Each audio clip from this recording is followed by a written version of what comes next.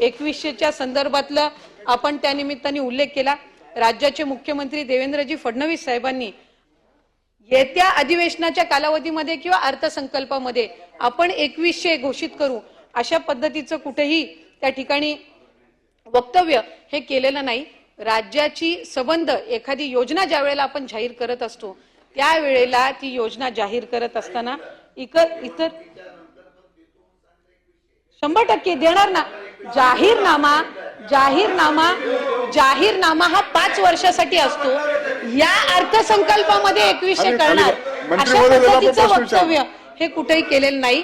5 वर्षासाठी हा जाहीरनामा जाहीर केला जातो आणि योग्य पद्धतीने त्या संदर्भातलाही प्रस्ताव विभाग म्हणून ज्या वेळेला शासन असेल, मुख्यमंत्री महोदय, दोन्ही उपमुख्यमंत्री महोदय, मंत्रिमंडळ ज्या वेळेला त्या संदर्भातलं सूचित करेल, निर्णय करेल, त्यावेळेला विभाग म्हणून आम्ही तशा पद्धतीचा प्रस्ताव जो आहे हा शासनासमोर ठेवण्यात येईल।